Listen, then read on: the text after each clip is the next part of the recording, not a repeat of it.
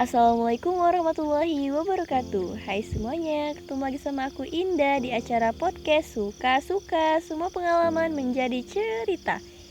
Oke Sukaners, di ulang cerita kali ini aku bakal berbincang-bincang dengan seseorang yang akan memberikan inspirasi dan motivasi buat Sukaners semua nih.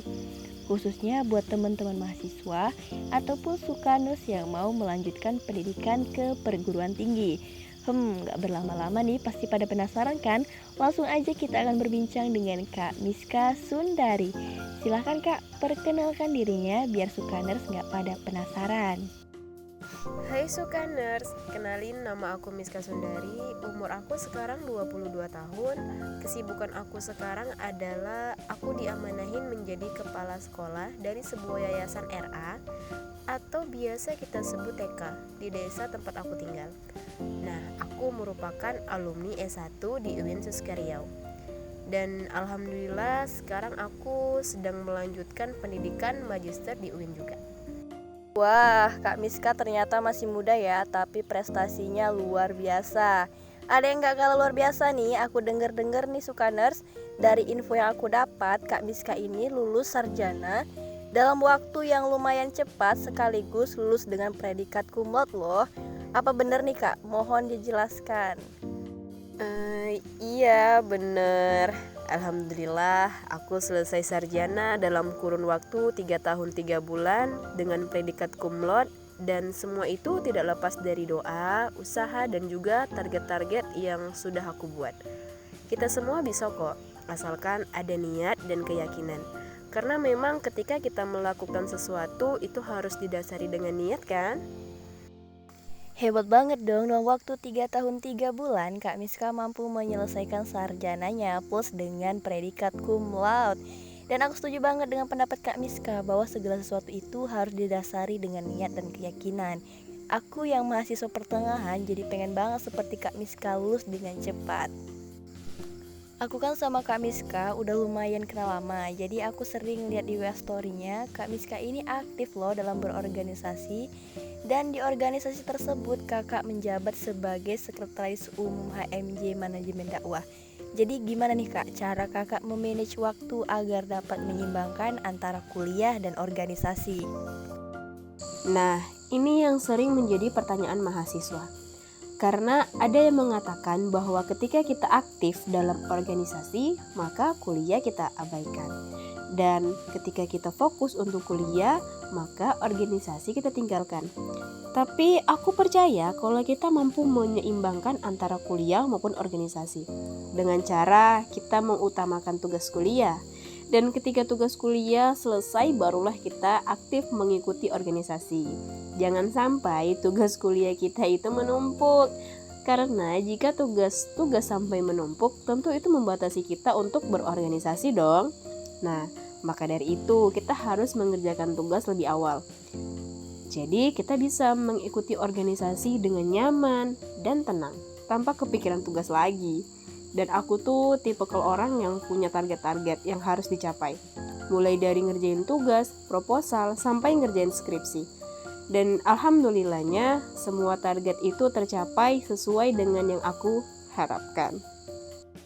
Wah, yang bener sih Kak, apapun yang kita lakukan kita harus punya target agar apa yang kita inginkan dapat kita dapatkan sesuai dengan keinginan kita. Sekarang kan kakak punya kesibukan sebagai kepala atau pemimpin sebuah lembaga sekolah. Tentunya ini menjadi tantangan tersendiri dong. Di usia kakak yang masih muda, kakak sudah memegang amanah yang begitu besar. Bukan hanya itu, kakak kan juga sedang melanjutkan studi magister nih. Jadi gimana nih cara kakak menghandle itu semua? Nah, jadi kalau itu sih keberuntungan situasi saat ini. Karena lagi pandemi, kuliah cuman hari Jumat dan Sabtu secara daring. Jadi untuk sekarang masih bisa seimbang antara kerja dan kuliah. Dan memang kerjaan itu gak terlalu berat. Duduk di kantor, ngerjain berkas yang mau dikerjain. Dan alhamdulillah sampai sekarang masih aman-aman aja antara kuliah dan kerja. Dan untuk tantangan menjadi seorang kepala sekolah di usia yang muda gitu ya, tentu banyak sih tantangannya, mulai dari guru bahkan wali muridnya. Misalnya nih, wali murid yang mengeluh bahwasannya anaknya itu tertinggal dalam pembelajaran. Dan untuk guru terlalu memaksa anak belajar karena tuntutan dari wali murid itu sendiri. Mungkin tantangannya keluhan-keluhan dari wali murid sih. Nah, selain itu karena usia aku sebaya dengan guru lainnya, pasti ada ketidakcocokan dalam mengambil keputusan. Setelah aku mendengar cerita dari kakak, memang kakak ini sepertinya memiliki jiwa-jiwa seorang pemimpin ya. Aku jadi salut banget sama kakak loh. Oh ya Sukanes, aku mau cerita sedikit pengalaman bersama Kak Miska. Jadi Kak Miska ini merupakan kakak kelas aku sewaktu MTS dan MA. MTS itu setara dengan SMP dan MA itu setara dengan SMA. Ya memang kami sudah saling mengenal kira-kira kurang lebih 7 tahunan. Jadi waktu itu aku bakal ikut tes masuk di UIN Suska. Dan kita tahu kan Kak Miska ini merupakan alumni S1 UIN Suska. Jadi aku kan gak ada tempat nih untuk nginep. Karena aku pergi dari Duri itu 1 hari sebelum hari H tesnya. Jadi aku calling Kak Miska dan alhamdulillahnya Kak Miska bersedia dong memberikan aku tumpangan di kosnya.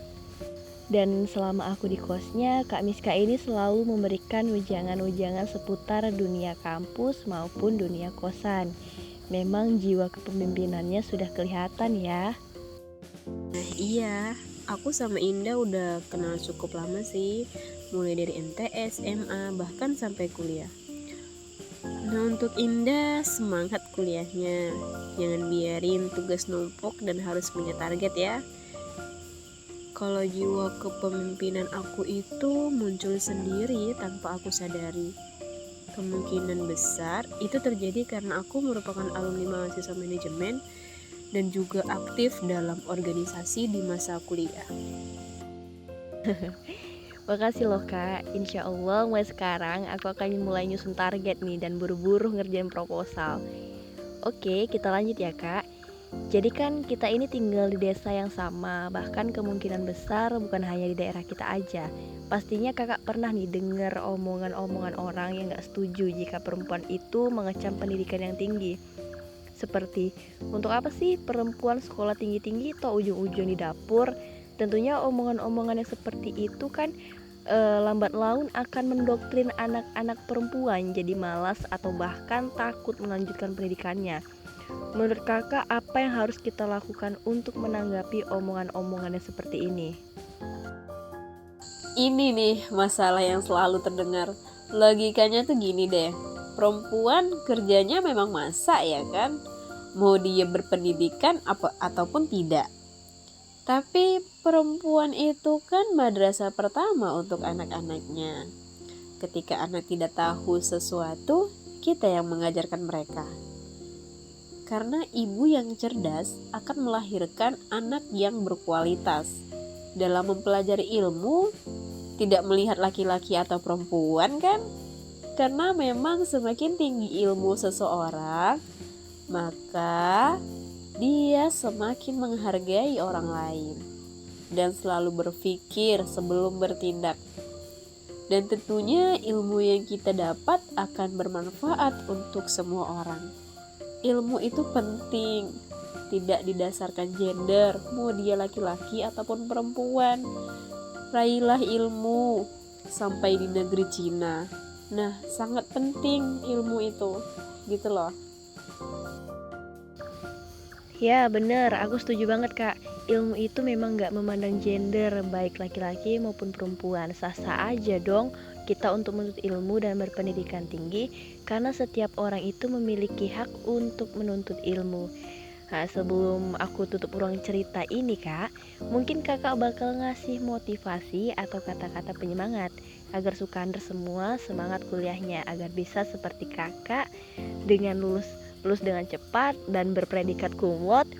Kemudian setelah sarjana langsung mendapat kerja. Itu memang diinginkan oleh semua mahasiswa ya Kak. Gimana nih Kak, silahkan diberi motivasinya. Mungkin kata-kata motivasi yang aku kasih hari ini menyangkut pengalaman aku sih. Jadi gini, ketika kita ingin mencapai sesuatu, maka kita harus berdoa, berusaha, dan wajib membuat target. Insya Allah semua akan berjalan sesuai dengan apa yang kita inginkan. Nah, itu aja dari aku. Terima kasih. Wah, narasumber kali ini memang luar biasa. Nggak salah nih aku menjadikan kakak sebagai narasumber di podcast aku kali ini. Untuk Kak Miska, terima kasih banyak ya Kak atas ketersediaannya untuk membagi pengalamannya serta memberikan motivasi kepada aku dan Sukandar semuanya. Semoga cerita kali ini bermanfaat dan memotivasi Sukandar semuanya. Untuk Sukandar dimanapun kalian berada, tetap semangat kuliahnya dan pantang menyerah. Jangan tunda-tunda semua pekerjaan yang sudah menumpuk ya. Oke Sukandar, sekian podcast Suka-Suka hari ini. Stay safe, stay healthy. Aku Indah. Wassalamualaikum warahmatullahi wabarakatuh.